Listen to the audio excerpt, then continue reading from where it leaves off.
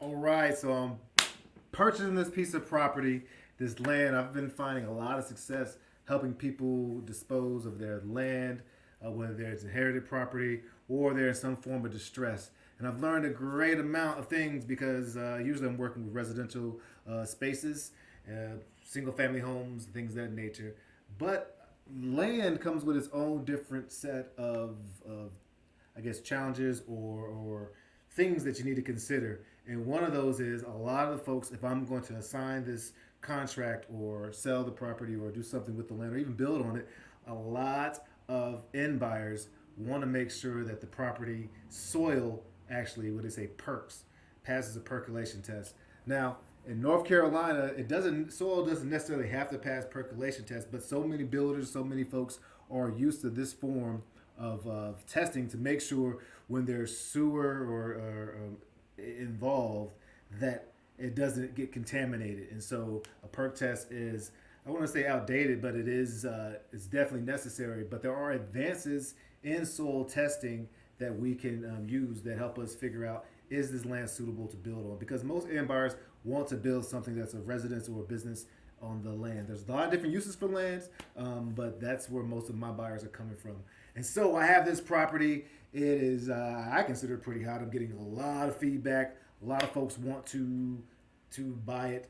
However, we found out that in 2002, it was deemed unsuitable. The soil was deemed unsuitable. So great opportunity for me to grow and to learn. And so thank goodness for Facebook groups, for mastermind groups, and for different spaces. So I just got on horn, hollering at a lot of different folks, and I was just advised to head down to the county or to the city to find out what's up. So yesterday I visited the Durham Public Works, sweet con folks in there, and they let me know some of the options that I could do. They're like, either you can buy the land behind there or purchase 10 feet of it, because we don't allow underground easements, which I thought was one of the options. An easement is a pathway that you're legally allowed to use. You don't have ownership, but you get to use through someone else's property. But since they don't allow those easements, you have to actually purchase a piece of the land. So that's one option. Another option was to completely rip up the whole street and bring in a water line, which just wasn't feasible. Didn't seem like it would be economically feasible. And the other option, it was to maybe get it perked again. 2002 was many years ago, and there's been advances in technology. So they pointed me to the health department, and I ran over to the health department, and that's what they confirmed. Hey, maybe you won't get this perked again. The guy who even did this, he's retired, and those are old tests they use. And so, shout out to my VA Keithley. We were given the soil scientists, some type of board of North Carolina, and there was 14 pages of different soil scientists. And so we drafted a template email and just shot out, and Keithley just went to everyone who was in my area and did that, covered the area, just emailed or blasted. Well, not blast, but emailed each person. And we got a lot of responses back, and we're able to find some folks for very inexpensive to do the perk test. Now, to my end buyers, I am sharing that, hey, I'm being definitely upfront that this is what the situation is. If you want to purchase this or you want to go ahead and lock it up, you can, but please know that you will be responsible. If we're going to go ahead and schedule this perk test, if it passes perk, you're responsible for full payment. If it doesn't pass the perk test, obviously, I'm assuming you want to build on it, you'll receive your deposit back, you'll get released from the contract, and you will actually receive half of the payment back. So there is going to be some risk involved, but that's sort of what investing is. And I have this contract locked up at a pretty good price. It's most buyers, builders want the contract at 10%, and even with my assignment fee in, I'm still assigning it for about 10%, 35,000. Properties are selling for 36,100,000, 360. I taught second grade, so my math.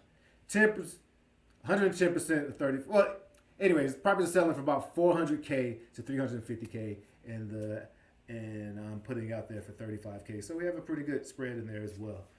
All right, so let's rock and roll. Let's take a look. And so this is some of the research that I've done, and I told you a little background story here. So the land didn't perk long time ago, but you have options. Here's 8. And some of these I actually have already done and in the process of doing. First thing first, I requested a current soil test. Now, You may want to check when the last one was taking place, because if it was in recent years, then it probably won't pass Perc. And you may need some alternatives to see if it's suitable or buildable. All right. So check out and see. Check with your health department. Check with some scientists and see what are the current things that are available to do. Right. And there may be other options, folks. Please reach out to me if you. I love learning. If there's other options, please share it with me. Another one is consult with experts. Besides soil scientists, the health department, they technically can't give you advice, but they can, point themselves to the direction they may go and point you to the right direction with some winks and stuff. So I'm not saying that Durham County did that, but I am appreciative of some of the just facts that they presented to me. So consult with experts. Also, experts can be folks in your Facebook group, in your mastermind, in your network who are involved in land, builders, developers. They can help you come up with options and apply that knowledge, and you can solve some problems. Number 3, evaluate the risk. I have this property locked up at such at a solid price, and the area is so, people want the space that I have to decide, do I want to risk putting this funds in for the Perc or things of that nature? What am I looking at? What's the upside? And the upside to me is way higher than the downside. I may end up losing some funds, but it's not as much.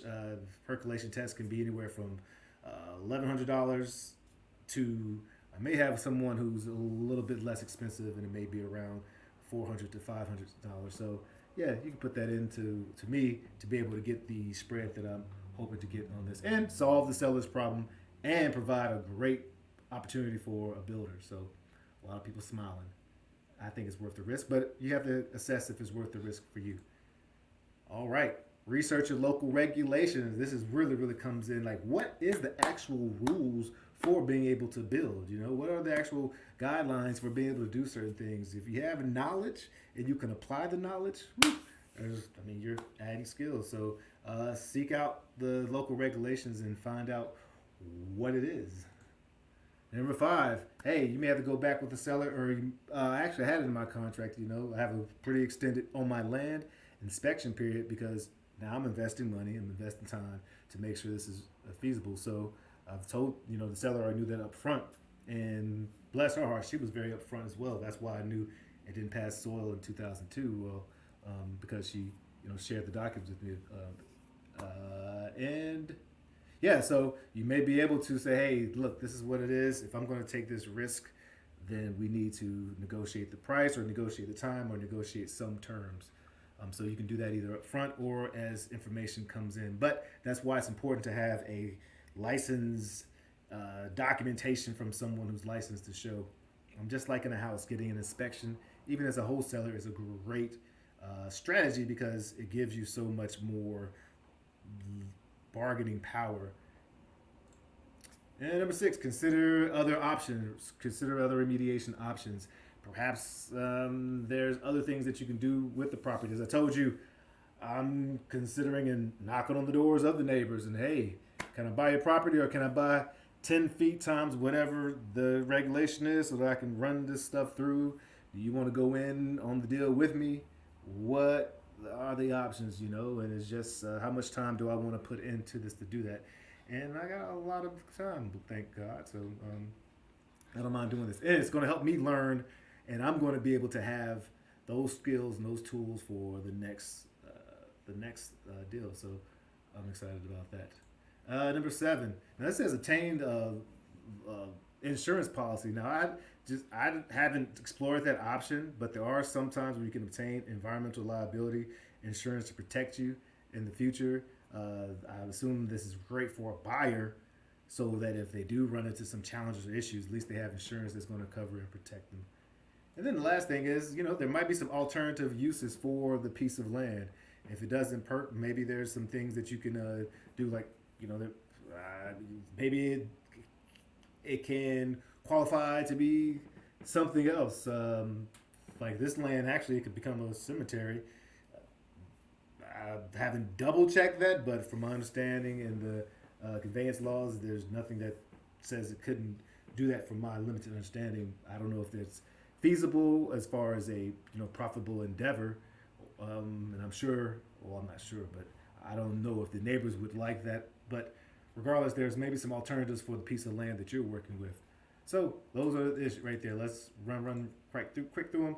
Request a current soil test, consult with some experts, evaluate your risk, research the local regulations, chat with the seller, negotiate, consider other remediation options, and obtain your environmental liability insurance, and evaluate alternative uses. Hey, check it out. If you want to chat with me, maybe we can be a part of each other's journey in this whole real estate and helping people out game. This is the Life in Transitions Experts Podcast. I'm Courtney Rollins. Would love if you're listening to this to subscribe to the channel. It helps me reach many more people.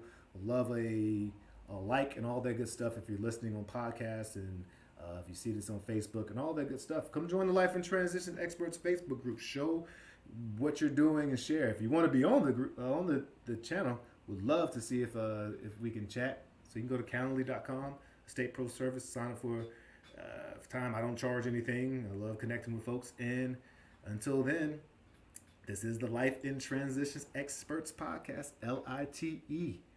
Let your light shine. Cheers.